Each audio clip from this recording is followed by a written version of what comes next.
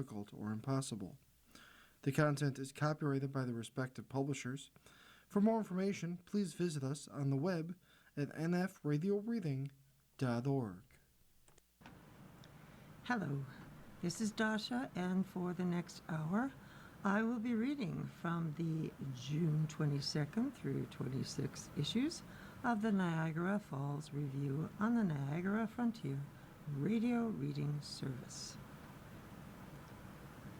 Beginning on Monday, June 22nd, 3 South Niagara murals showcase Indigenous culture by Laura Barton.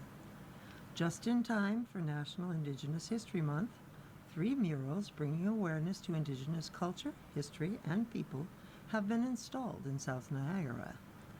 The murals can be found in Port Colborne, Wainfleet, and Fenwick, with a 4th intended to go up in Fort Erie. Greg Higginbottom, tourism officer for Niagara's South Coast Tourism Association, said the initiative was born from a larger year-long government-funded project to develop Indigenous tourism experiences in South Niagara. What kept coming up again and again, a recurring theme of sorts, was art. He said when it initially applied for funding for that larger project, the NSCTA saw there was an absence of Indigenous tourism experiences for people visiting Niagara. Working alongside Indigenous communities, the association focused on curating more experiences involving Indigenous narratives. The murals are an extension of that larger project, which wrapped up in December 2025. An open call to artists resulted in 12 submitting their work. It was narrowed down to 4. They were given creative freedom to decide what the artwork would look like and which messages it would communicate. A piece entitled Sacred Waters by Christine Montour is installed at Harmony on West in downtown Port Colborne. According to a release from NSCTA, she's an Indigenous mixed media artist who uses her artwork to reconnect with her culture and identity. Her experience of not being raised in an Indigenous household shapes her work. 7 Fundamental Principles of Life by Alicia Lynn Morin hangs at the Wainfleet Public Library. She's Woodland Cree, and her personal journey of intergenerational trauma shapes her work. Spirits of the Carolinian by Deb Malcolm can be found at the Maple Acre branch of the Lincoln Pelham Public Library in Fenwick. She is a Red River, Manitoba Métis Federation citizen. I take great pride in representing my Red River Métis people, whose love of the floral work is commonly depicted in our beadwork, Malcolm is quoted as saying in the media release. It was important to me to point out that we live in the Carolinian forest, a place of great beauty that deserves protection, especially as it becomes harder to maintain a harmonious relationship with nature. The 4th mural hasn't yet been announced, while NSCTA works with Town of Fort Erie, local groups, and businesses to find the best place for it. It's about where tourists and visitors are and where they're congregating when they're here, Higginbottom said. The goal of the murals is to bring awareness to the traditional Indigenous territories and stories that Niagara residents and visitors alike might not otherwise know about. High traffic areas are the key to choosing the locations in the respective municipalities. It's awareness, it's understanding, it's continuing to have conversations with others and to have conversations with Indigenous people about their culture, their history, their languages, their traditions, said Higginbottom. The murals themselves have been made to stand the test of time and the elements, but the plan is to revisit them in roughly 5 years. Depending on their condition, they'll be moved to indoor spaces so people can continue to discover and enjoy them. At that time as well, new murals would be installed outdoors.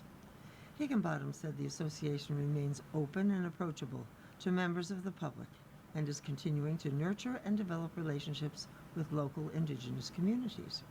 NSCTA aims to continue to spotlight Indigenous experiences in their work. Hopefully, these experiences can be mixed in with all the wonderful things that visitors can do and see when they visit Niagara, he said. On the opinion page for Monday, Carney is betting on Trump's vanity by Matt Gurney.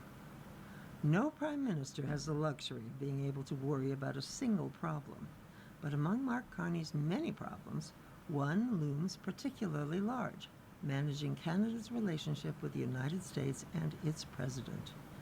And Carney faces a difficult question on that file. How flattering to Donald Trump can he dare to be?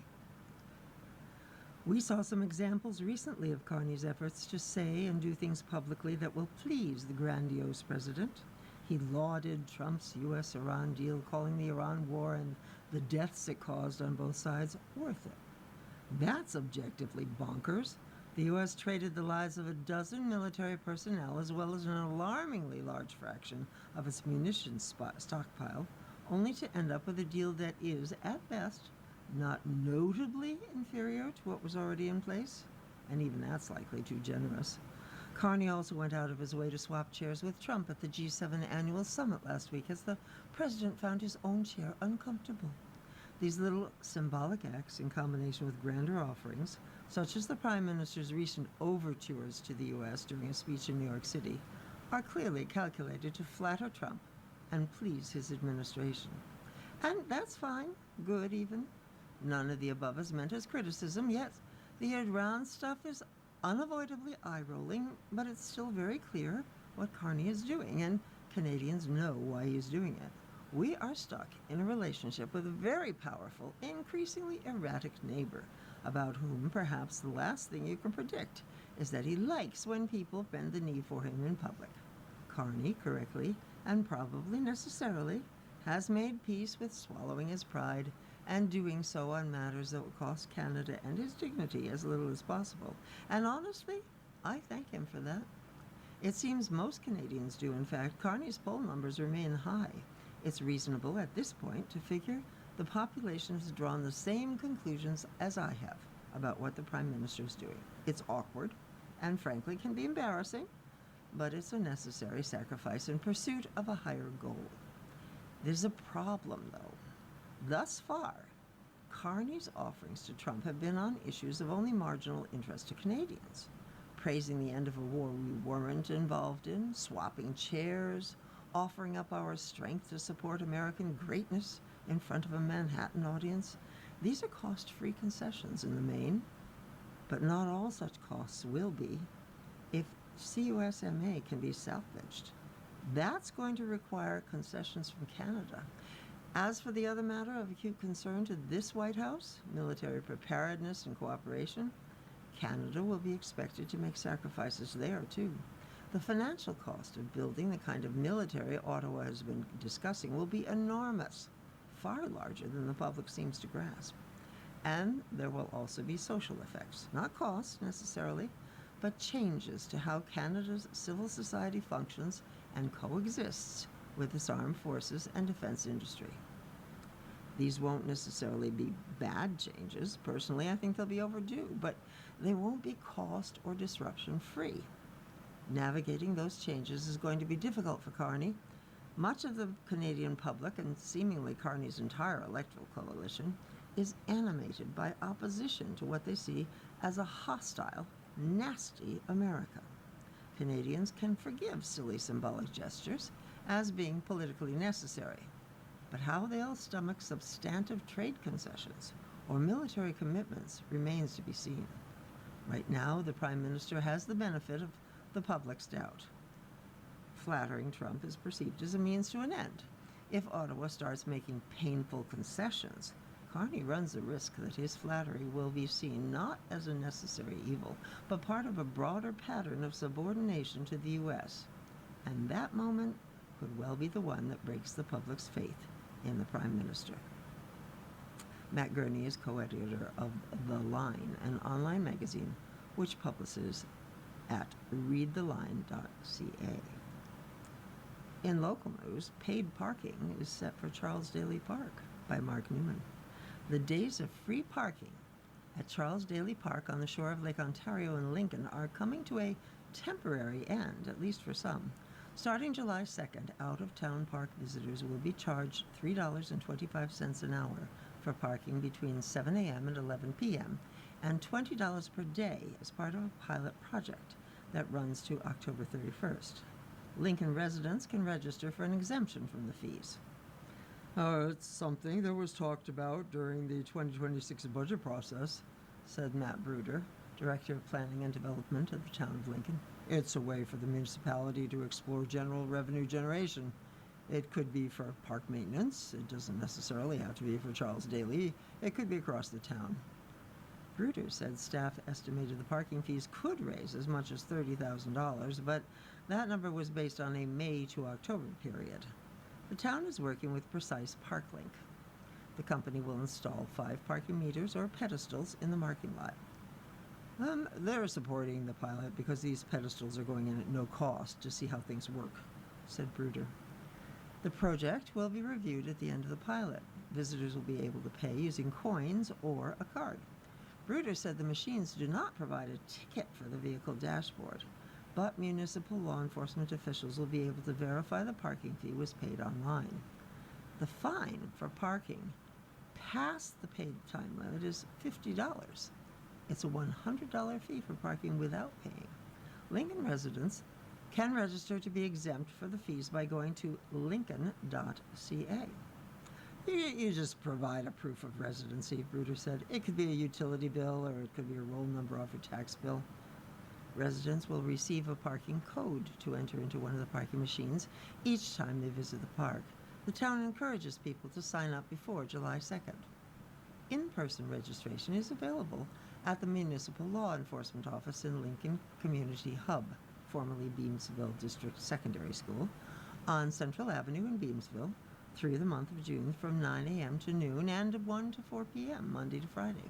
The parking permits are created virtually and tied to the registered vehicle's license plate, with no physical permits to pick up or display. Each household is eligible to register up to 3 vehicles. Looking at sports news in the 22nd June paper, we just have to push. Canada is in an excellent position to win Group B by Gemma Carson-Smith. Canada has already made history at this summer's FIFA World Cup. The team doesn't plan to stop anytime soon. An emotional 6-0 drubbing of Qatar on Thursday vastly improved Canada's chance of not only advancing to the tournament's knockout stage, but winning Group B. I really feel like we're a soccer country. We just have to push. We just have to show that united we can make things shine, Vice Captain Stephen Eustaquio said after the victory, the country's first in men's World Cup. We have to push this tournament, man. We can make this happen. I really trust this team.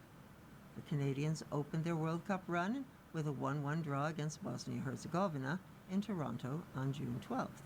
They now sit atop the Group B standings after 2 games, tied on points, 4 with Switzerland, but ahead in goal differential, +6. Canada and Switzerland will meet in a group stage finale in Vancouver on Wednesday, and a win or a draw would give the co-host nation first place in the 4-team standings. We just have to focus on the next game, said striker Jonathan David, who scored 3 of Canada's goals against Qatar. I don't think we have to do too many calculations. We just have to go out and play our game and do our best. Toppling the Swiss won't be an easy task. Ranked number 19 in FIFA's latest official standings, Switzerland drew Qatar 1-1 to open the tournament, then rebounded with a decisive 4-1 victory over Bosnia-Herzegovina on Thursday. The 30th ranked Canadians know what they're up against, said goalkeeper Maxime Crepeau. We see that Switzerland is very good, very organized European side, the keeper said. Quality players as well. We respect them in their football. I think it will be a great football game where both teams can hurt one another. The top spot in Group B comes with a round of 32 game in Vancouver against the third-place team from Group E, F, G, I, or J on July 2nd. Group B's second-place team will face the second-place team from Group A in Los Angeles on June 28th. We have a big opportunity ahead of us to win the group, which I think really sets us up for success in the knockout rounds, said Jesse Marsh, Canada's head coach. It's been our motivation from the start to win the group, and it's more so now than ever. Finishing first is a massive carrot going into Wednesday's game, said Canadian right back Alistair Johnston, especially if it keeps the squad on home soil. Well, that was kind of the dream scenario, obviously, coming into this group stage, he said. But we put ourselves in a great position. We're going to have to go out and play a really good Swiss team. We're going to be obviously very motivated because they want to take the group too, but it's going to be an exciting match, and again, we have that crowd behind us. Anything's going to be possible. A lively, red-clad throng of soccer fans packed BC Place for Thursday's game against Qatar. With the retractable roof closed, the sellout crowd of 52,479 felt much bigger and much louder. Support continued out on the streets, not only around the stadium and Vancouver's downtown core, but at multiple watch parties and events around the city where thousands gathered to cheer on Canada in bars, outdoor plazas, and all manner of public spaces. The team sees and treasures the support, Marsh said. We asked the crowd to be present, and it was probably the best sports crowd I've ever seen, the coach said of Thursday's game. So that part was absolutely a boost, and it'll be essential for us to continue to make a run. And I think after that experience, the guys are more motivated than ever to make sure that we stay here. You were listening to a reading of articles and features from the Niagara Falls Review on the Niagara Frontier Radio Reading Service.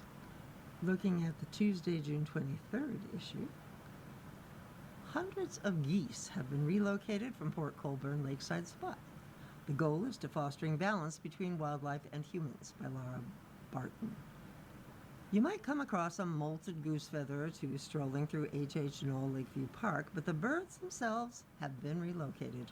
More than 200 Canada geese were removed from Port Colborne Park Wednesday and taken to a waterfall conservation near the Long Point. It's the first time we've ever done that, said Blair Hollanady, a city marina supervisor. The task was completed with the help of Municipal Wildlife Control Services, an organization that has the goal of fostering balance between wildlife and humans. Hollanady said the city has been working with the company for 3 years after the number of geese in the park reached a boiling point. The hundreds of geese at the park caused damage to the terrain by eating grass. They also created health concerns with their droppings as well as safety concerns given the popularity of the park and marina. When the city began working with Municipal Wildlife Control Services, the team monitored and gathered data about the geese's behavior as part of its Canada Goose Management Program. From there, the company implemented various tactics to discourage the birds from settling and remaining in the park. We've been using humane harassment, said Michael Von Cates, owner and operator of Municipal Wildlife Control Services. He described that harassment as dogs, lasers, and distress calls from its wildlife services vehicles. Egg and nest depredation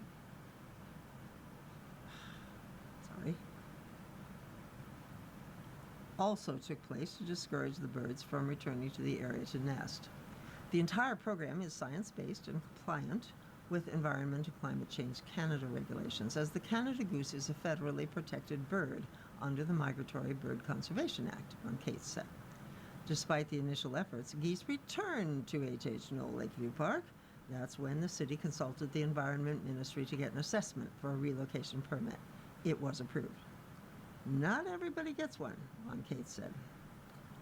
With the permit to relocate 260 birds from the park, the company managed to load 205 birds into safety-certified trailers on Wednesday morning.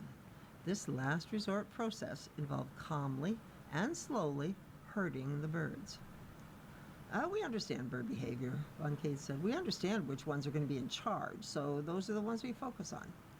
Once those lead birds start going in the trailer, the rest follow pretty easily. Von Cates jokingly referred to the bird's new home as the Club Med for geese. Hollanady's never been involved in anything like the removal process before, but he and the marina team helped with the process. It's got to be one of the most unique days I've ever worked at the marina. There's been a lot of resistance from the public over the years' attempts to reduce the goose population at the park, sometimes regardless of the information shared about the humane science-based approach. One big challenge that impacts this work is people feeding the birds, which not only encourages the geese to return, but can be harmful to their health and migrating patterns, said Von Cates. The geese become reliant on human interaction and can suffer in the winter months as they stick around cold and deserted parks instead of migrating. The plan now is to monitor the geese to see if they return.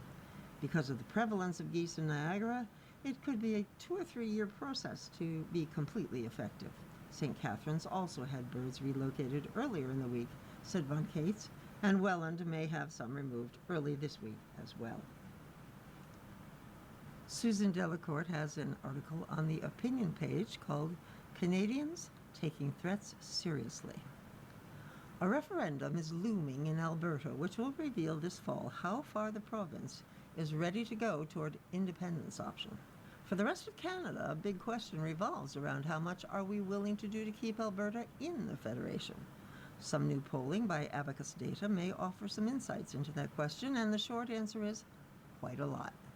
Abacus probed Canadians outside Alberta about their feelings toward the prospect of separatism, and not surprisingly, more than 3/4 of those polled, 76%, prefer that the province remain in Canada, and 63% said it was a strong desire. That attachment to unity was further underlined when Abacus asked what Ottawa should do to ward off Alberta separation.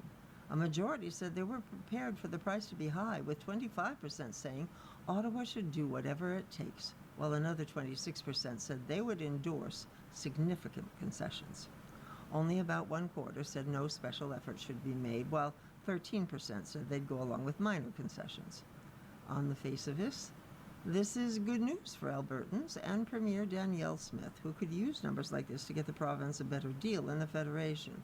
It may be good news for Mark Carney, too, giving him some public opinion room to make that better deal.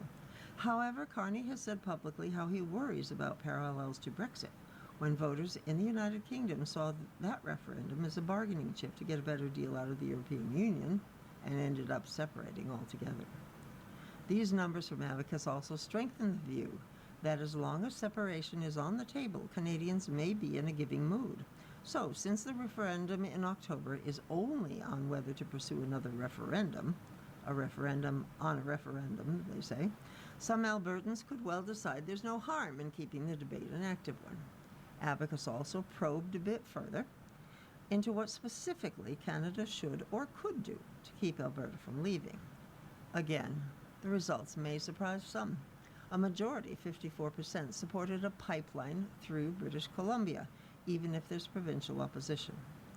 A slightly smaller majority, a 51%, would go along with reforms of the country's equalization system. A full 49% said they could live with ending the fuel and gas emissions cap.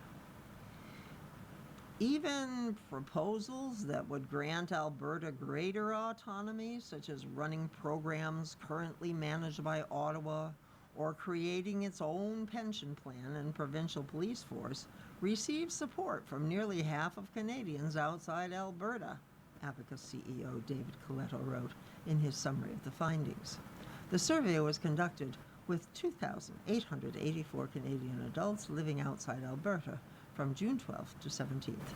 Margin of error can't be calculated from surveys conducted online, as this one was, but a similar size probability-based random sample would be within 1.8 percentage points, 19 times out of 20. Though the results show that many Canadians outside Alberta are clearly prepared to do a lot to keep the province from separating, fundamentally there's optimism it won't happen. 7 in 10 think Alberta leaving Canada is unlikely over the next several years, compared with only 20% who think it is likely, Coletto wrote. Younger Canadians are notably more inclined to believe separation could happen, suggesting that while most dismiss the prospect, there is a growing awareness that the referendum represents more than a symbolic political exercise. BC Premier David Eby has said that what's happening between Canada and Alberta right now could amount to rewarding bad behavior. This latest Abacus poll seems to indicate that Canadians outside Alberta are mostly okay about that. Another opinion piece is by Vivek Goel, who is president and vice chancellor of the University of Waterloo. His article is "Universities Can't Stand Still on AI." Try asking a university student to write an essay or do a coding assignment today. It will be close to impossible for an instructor to determine whether the student used AI in their submitted work. Now, ask students to undertake a group project, such as designing a new social program or building a biomedical device. Not only do the students generally enjoy this experience, but we can genuinely assess their learning. As we continue to appreciate the implications of the impact of AI on society, it is clear that there will be a fundamental shift in how knowledge is transmitted. Universities have always adapted to new technologies. From the photocopier to the internet, each shift forced us to rethink how we teach and assess learning. But AI is different. It changes how knowledge is created, demonstrated, and applied, which brings us back to the student assignment. If a polished work can be generated in seconds, written assignments alone can no longer serve as reliable evidence of understanding. The issue isn't detection, but design. We need to rethink how we assess learning in the first place. That may mean placing greater weight on forms of evaluation such as oral exams, in-person demonstrations, or iterative work where the process matters as much as output. These approaches aren't new. In many ways, they take us back to long-standing academic traditions. Today's challenge is scale, how to do this meaningfully in classes of hundreds. Assessment is only one part of a broader shift. The same forces are reshaping the early stages of many professions. Tasks that once defined entry-level work are shifting to AI. That may boost short-term productivity, but it raises a deeper question. How do people develop expertise if they never do the foundational work themselves? You cannot supervise an AI system effectively if you haven't done the job it's doing. This is a paradigm shift for both educators and employers. Universities will need to place a greater premium on experiential learning opportunities like co-op placements and internships, where students learn by doing. Employers must rethink entry-level roles so they continue to offer meaningful learning, not just efficiency gains. If we lose those early experiences, we weaken the pipeline of talent needed for more advanced work. At the same time, we need to be clear about basic skills every graduate should have. AI literacy is no longer optional, it's table stakes. But the goal is not to turn everyone into a technologist. It's about knowing how to use tools effectively, how to question their outputs, and when to rely on human skill and judgment. In a world where misinformation is abundant, that judgment matters more than ever. This is where higher education remains indispensable. Universities should not just deliver content, but help students develop critical thinking, ethical reasoning, and the ability to assess evidence. These are essential human skills, ever more important in the age of AI. As I participate in my final set of convocations as President and Vice Chancellor of the University at Waterloo, I know that many graduates are worried about the future, but I am confident and proud that they are prepared for the road ahead. While traditional classroom teaching and assessment methods are being disrupted, Waterloo's model, firmly based in the world's largest cooperative education system and a research-intensive university, is one that others now look to adopting. The question for Canada's higher education sector is not whether change will come, but whether we are prepared to shape it. You are listening to a reading of articles and features from the Niagara Falls Review on the Niagara Frontier Radio Reading Service. In the section Canada and the World, Canada releases new nuclear strategy, looks to build up to 10 reactors and double uranium exports, according to the Energy Minister, by Nick Murray. Canada is looking to build up to 10 new nuclear reactors over the next 15 years, sell CANDU reactors to more countries, and double uranium exports, Energy Minister Tim Hodgson said Monday as he released a new national strategy for nuclear power. Hodgson called it a plan for a new civilian nuclear renaissance, as the federal government looks to double the capacity of the electrical grid by 2050. If our goal is to double our grid and build a low-carbon economy in less than 25 years, there is no credible plan to do that without nuclear energy and the clean, reliable baseload power it provides, Hodgson told a news conference in Newmarket. There is no credible plan for Canada to become an energy superpower if we choose not to build upon one of the strongest energy advantages we have. The strategy calls for construction to start on 2 new large-scale reactors by 2035, for 5 more to be planned or under development by 2040, and for at least 1 reactor to be under construction outside Ontario by 2035. It also calls for a Canadian-made microreactor to be finalized by 2035 and deployed to a remote community by the late 2030s. Taking questions from reporters in Vancouver ahead of the announcement Monday, Conservative leader Pierre Poilievre said he wasn't sold on the plan.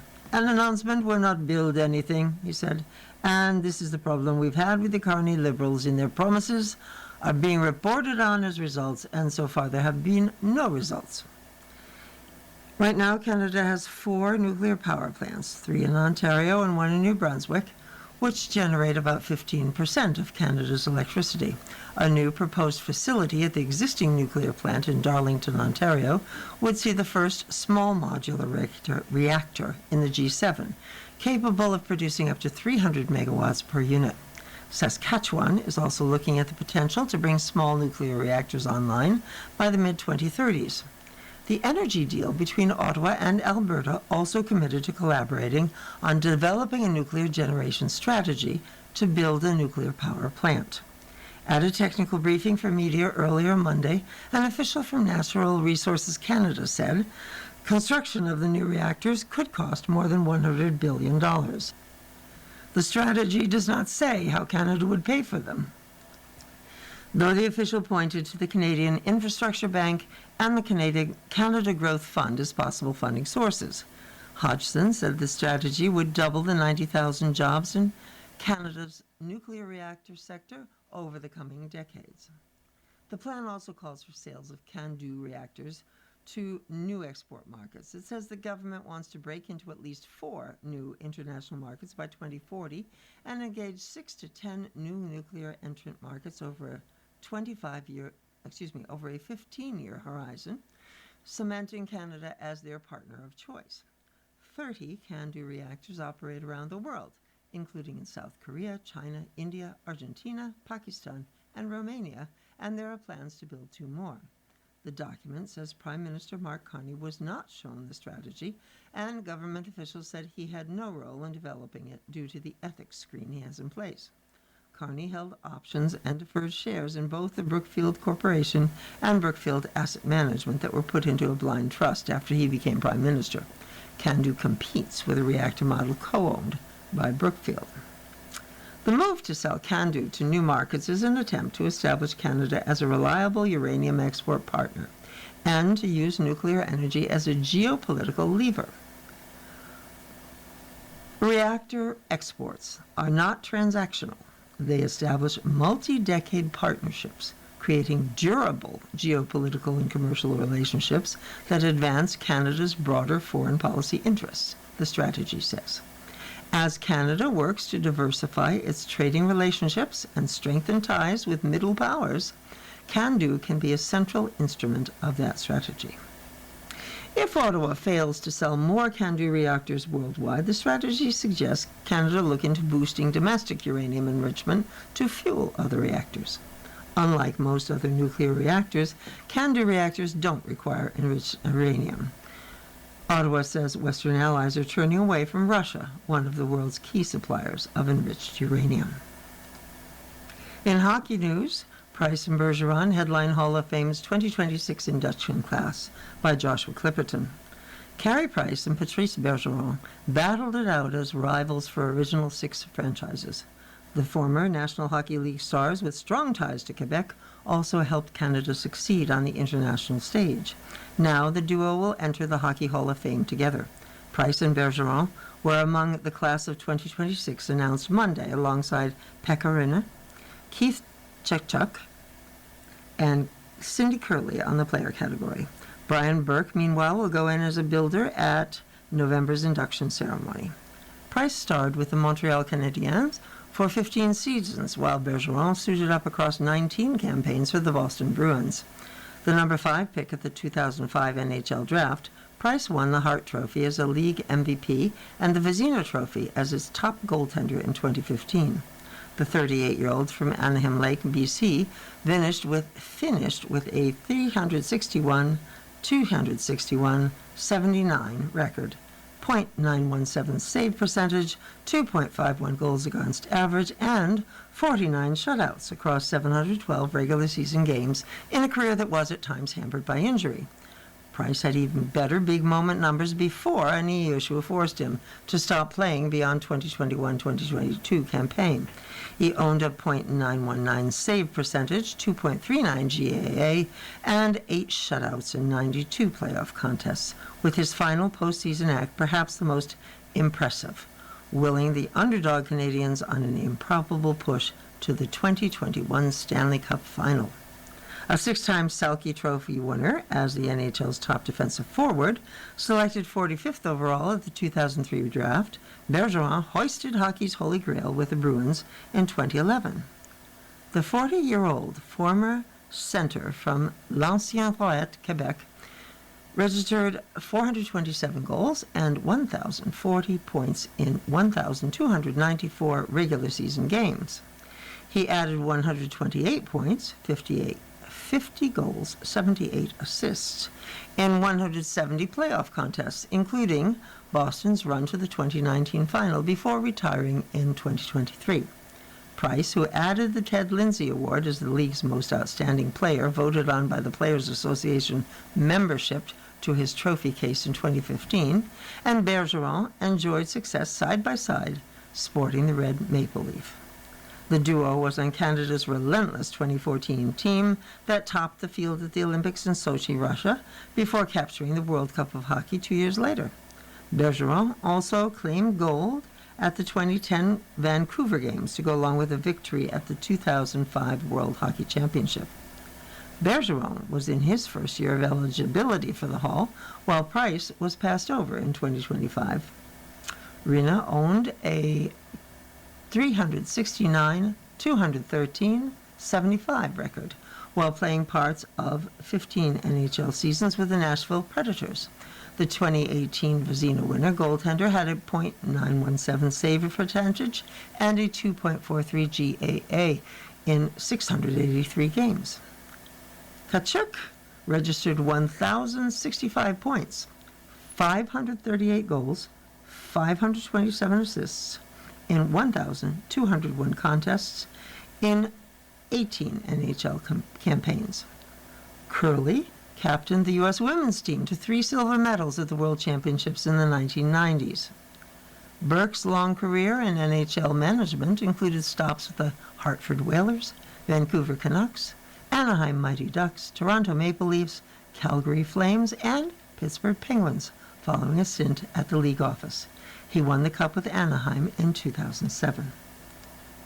In the 24th June Niagara Falls Review, the first opinion piece is by Hadrian Mertens Kirkwood, a senior researcher and political economist with the Canadian Centre for Policy Alternatives. It is entitled, AI Strategy is a Cynical Bait and Switch. What do you think about when you hear the term artificial intelligence? For many Canadians, the first thing that comes to mind is the generative AI chatbots, such as ChatGPT, Claude, Copilot, and Gemini, being foisted on consumers and businesses by an aggressive tech industry. For others, it's the rapid build-out of data centers to power the AI boom. These facilities use as much electricity as entire towns, and they are being constructed at extraordinary speed with little environmental or community oversight. For some, it's the theft of copyrighted works and private data used to train AI models. Generative AI tools, in this view, are nothing more than plagiarism machines. And for yet others, artificial intelligence evokes risks to our very humanity, threatening to take our jobs, undermine our cognition and mental health, and create existential security risks. If any of these reactions describe you, you're not alone. Poll after poll finds the public is worried about the development and adoption of artificial intelligence, and for a wide variety of reasons. And yet, many of these concerns are completely ignored in Canada's new AI strategy. When Prime Minister Mark Carney announced the plan, he stood on a stage surrounded by doctors. The document itself describes the opportunities to save money in the public healthcare system and to deliver better care to Canadians. Other priority sectors identified in the strategy include energy, transportation, agriculture, and manufacturing. In each of these sectors, the strategy highlights the practical sector-specific applications that promise to solve actual problems for businesses and government. Applications like mapping fertilizer usage, diagnosing genetic illnesses, and improving energy efficiency. Nary a generative AI chatbot in sight. Hold on, you may be thinking. That doesn't sound so bad. But I thought we were talking about chatbots and data centers and job losses? And here we arrive at the cynical bait and switch at the heart of the new AI strategy. The federal government presents an inoffensive and alluring vision of Canada's AI-powered future. In this vision, AI is merely a tool that businesses and institutions adopt to improve productivity. The benefits of adoption are assumed to trickle down to the rest of us, including 250,000 new jobs within 5 years. That's the bait. To realize those benefits, the strategy continues, we need a combination of public subsidies to the domestic AI industry, a national AI training program, and a huge investment in data centers. Oh, and we can't enact regulations that risk smothering innovation. That's the switch. This bait and switch is possible because the strategy fails, perhaps deliberately, to define AI. In practice, artificial intelligence is a marketing term that encompasses a broad range of often unrelated technologies. As soon as you get more specific about the technologies, the government's vision starts to make a lot less sense. It's one thing to say that for Canadians to benefit from AI, they must first learn to use it, as the strategy claims. It's another to say that for Canadians to benefit from crop forecasting software in the agricultural industry, everyone in Canada must first learn to use generative AI chatbots. Despite both falling under the AI umbrella, these are fundamentally different applications. Artificial intelligence tools may yet offer real value to Canadians, especially the sector-specific applications the federal government is championing. But Canadians are right to be skeptical of a federal strategy that aspires to indiscriminate AI integration at school, at work, at home, and in the community. We are already experiencing the harms of unregulated AI, and we can see even greater risks on the horizon. To ignore or downplay those risks and harms in service of the AI industry is disingenuous and irresponsible. In national briefs on the 24th, a poll finds fewer Canadians see the U.S. as reliable. Most Canadians continue to view the United States unfavorably as global confidence in the U.S. under President Donald Trump continues to slide. That finding comes from new polling by the Pew Research Center that also suggests Trump is receiving mostly negative ratings from countries around the world. The poll found only 33% of Canadians viewed the United States favorably, a drop from 34% in 2025 and a steep decline from the 54% recorded in 2024. Only 35% of Canadians said the U.S. is a reliable partner, compared to 83% in 2022. Trump has rattled the Canada-U.S. relationship with tariffs and ongoing threats of annexation. Pew, a Washington-based nonpartisan think tank, surveyed 42,151 adults across 36 countries, not including the United States, from February 8th to May 13th. And a second national brief, a group seeks help returning cultural items. A group of First Nations advocates in Manitoba want help repatriating thousands of Indigenous artifacts from Switzerland. A delegation traveled to the country last year to a private museum to view the collection, which includes cradle boards and sacred pipes. There are also firearms believed to be associated with the period of the Battle of Little Bighorn. The group says the collector wants to sell, and the items are estimated in the millions of dollars. Colleen Rajot, a Cree advocate, worries the items could be sold to private collectors. You are listening to a reading of articles and features from the Niagara Falls Review from the last week on the Niagara Frontier radio reading service. Elizabeth Renzetti, the author of What She Said, Conversations About Equality, has an opinion piece entitled Misogyny is a Threat to Public Safety. Are we ever going to take the threat of violence inspired by misogyny seriously? The warnings keep arriving. The violence keeps happening. What are we doing about it? A horrible tragedy unfolded in Montreal this week. An armed gunman on the loose in the Côte-des-Neiges neighborhood was confronted by police. Gunfire was exchanged and a police officer, a civilian, and the attacker were killed. The shooter left behind a violent, raving manifesto that aims hatred at a number of groups, but mainly women. It is filled with the language of the incel, or involuntarily celibate movement, which lays the blame for men's despair and loneliness at the feet of women who will not sleep with them. Feminism is the root of societal decay. Misogyny is the heart of the worst mass violence in recent Canadian history, from the 1989 rampage at the École Polytechnique to the 2020 mass murder in Port-au-Pic, Nova Scotia, which began with an act of intimate partner violence. In 2018, a man inspired by the incel movement killed 11 people and injured numerous others in Toronto. Yet it's still somehow controversial to note that misogyny is the common denominator in so much violence, both public and private.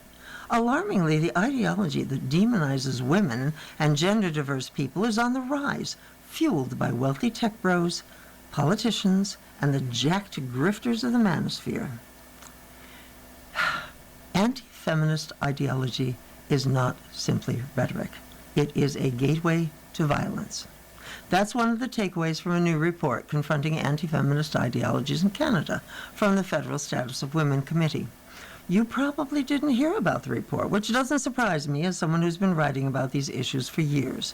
Just the word feminist causes some minds to slam shut, and that explains why we underplay the rise in these terrifying threats and acts of violence. It also explains why we continue to see them as isolated and random, rather than part of a unified, coordinated pattern of resentment. The report, gathering expert testimony from dozens of witnesses, is chilling to read, especially if you're the parent of a young person. The manosphere, populated with con artists and grievance mongers, is not something young men just consume. They are lured into it. It is shoved down their throats as they are recruited by algorithms set by huge tech companies.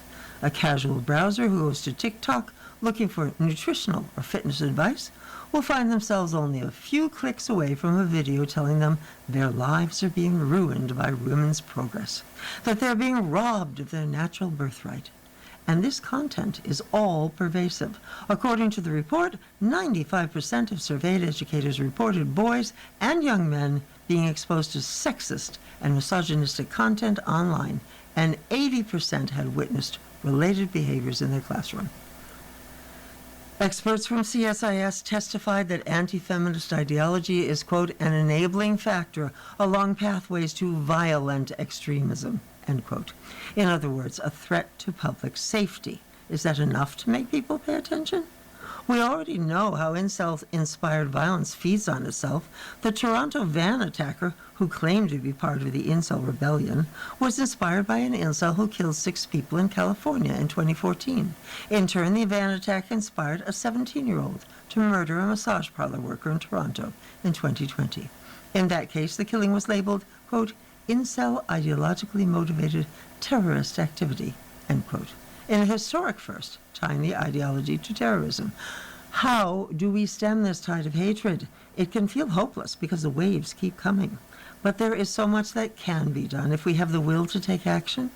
The federal report recommends expanding digital literacy and more resources for prevention and public awareness campaigns. The federal government's new health strategy for men and boys should also counter the poisonous messages of the manosphere.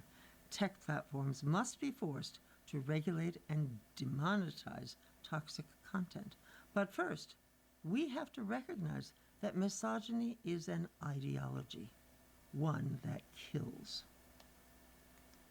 Another opinion piece on the 25th is by Al Vigier, a founder and CEO of Caseway, a Vancouver-based AI company that builds software to validate and audit AI answers against source documents. He's a Canadian Army veteran and former lawyer. Why do CRA call centers struggle with accuracy? If you can afford an accountant, a wrong answer from the Canada Revenue Agency is an annoyance you can catch. You have someone to phone, someone to second guess the government on your behalf. If you cannot, you do the only thing available. You call the CRA, take the answer you're given, and act on it. That is most people. And most of the time, the answer they are handed is wrong. When the Auditor General tested the CRA's call centers, agents answered individual tax questions correctly just 17% of the time. The agency's AI chatbot, Charlie, did better at 33%. A machine beat the trained staff, and both were wrong far more often than right. The Canadians who rely on these calls are not the ones with tax lawyers. They're retirees on fixed incomes, shift workers, newcomers, and single parents checking on a benefit. When the answer turns out to be wrong, the CRA is generally not on the hook for it. They are. Taxpayers Ombudsperson Francois Boileau, looking at complaints at a 3-year high, called the Income Tax Act completely nuts and urged the CRA toward more automation and AI. He's right about the mess, but the agency already runs about 19 AI systems. Bolting more unverifiable answers onto the system spreads the same errors to more people, and it spreads them fastest to the people most likely to act on a chatbot without any way to check it. Automating an unreliable service just pushes the bad advice further to those least able to question it. Strip away the technology and the gap is simple. The CRA cannot confirm for any given answer whether it's right before it reaches you. A call agent answers from memory. A chatbot produces confident text. Neither is tied to the section of the law it rests on. Neither flags when it's unsure, and neither leaves a record anyone can check later. You cannot tell a right answer from a confidently wrong one, and most of the time, neither can the CRA. Ottawa is not without rules. The Federal Directive on Automated Decision-Making makes departments assess a system before deploying it, which checks how the tool is built, not whether the answer it gives a Hamilton retiree about her pension income is right and traceable. The remedy already exists in regulated industries. Tie every answer to its basis in law.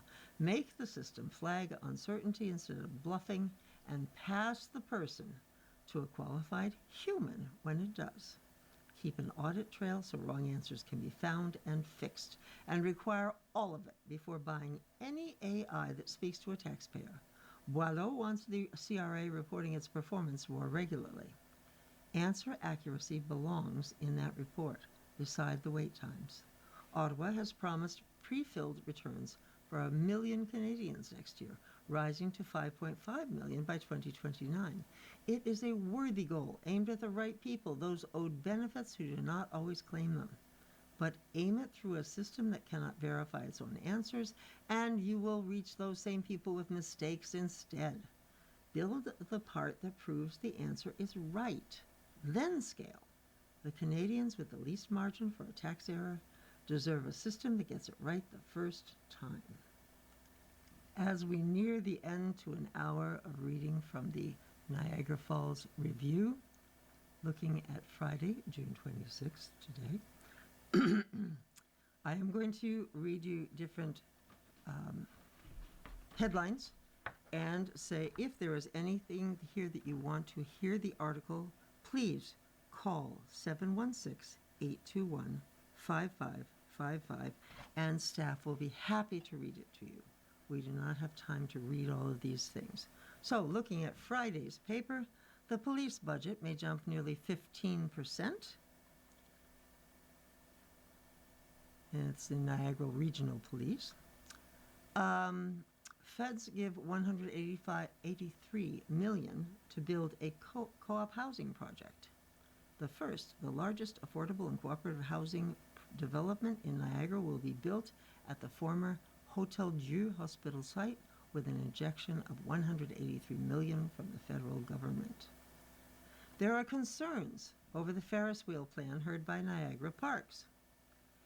And the deadline to solicit private sector interest has come and gone, but there is no timeline for when a decision will be made about the controversial project proposed for Queen Victoria Park.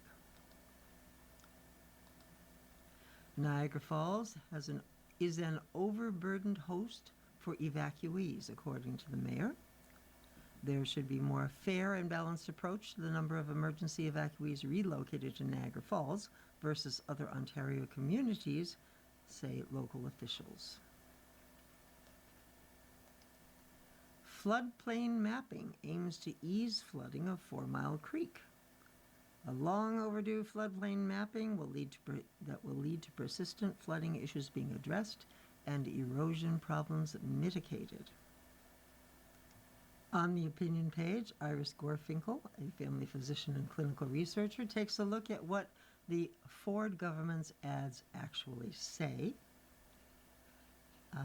Eric Blaze, president of Headspace Marketing, takes a look at the only star in the Trump government. And Wenran Jiang, the president of Canada-China Energy and Environment Forum, takes a look at Canada must fine-tune EV deal. Victoria Nicolau reports on all the things going on this weekend. There is a jazz crawl, Niagara Jazz Festival, and TD Ready Commitment. There is a strawberry season at Welland's Farmers Markets. Glory to Ukraine, Solomai Ivakiev in recital at, well, it doesn't say where. It's Music Niagara, St. Mark's Church, Niagara on the Lake. There's a VW car show going on, and Fort Erie Pride Festival. Port Dalhousie Food Fest and Market is also this weekend. So any more information, please call us at 716-821-5555. We will be happy to give you more information on these. The Renfrew School Board is cutting half its librarians. The Hamilton Data Center pause survives its first vote. A group home worker has been charged at Oshawa Group Home for sexually assaulting a 13-year-old boy.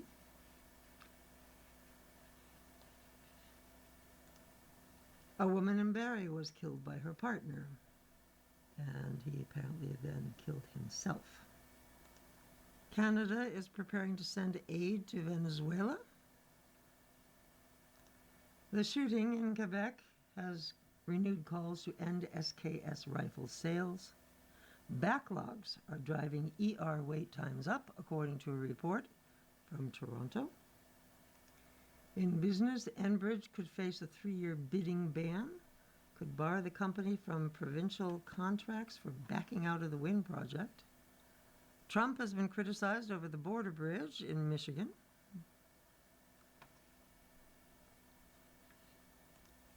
In sports, hockey, Montreal Victoire captain Marie-Philippe Poulin will undergo knee surgery in late July and will be out for an undetermined amount of time. Former Leaf Bobby McMahon has elected to stick with Seattle Kraken for the long haul and has signed a 6-year deal. Those are most of the headlines in today's June 26th issue of the Niagara Falls Review. You've been listening to a reading of articles and features from the week of the 20th to the 26th issues of the Niagara Falls Review. We read from the Niagara Falls Review every Saturday at 7 p.m. Your reader has been Dasha. Please remember you can call 716-821-5555 to hear more. I just read the headlines in that last issue. Thank you for listening.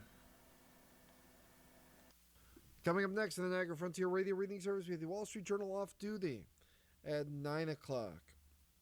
We have Sports Illustrated at 10 o'clock. We have The Athletic. Stay with us for these readings and even more. You're listening to your Niagara Frontier Radio Reading Service. Our volunteer radio readers broadcast daily readings of newspapers, magazines, and books. For nearly 40 years, radio reading has served people who are blind or have a print disability throughout Western New York and Southern Ontario's Niagara Peninsula. Our broadcast signal is provided at no charge by WNED. Niagara Frontier Radio Reading Service studios are located at 1199 Harlem Road. Please spread the word about your Niagara Frontier Radio reading service. For more information, call 716-821-5555.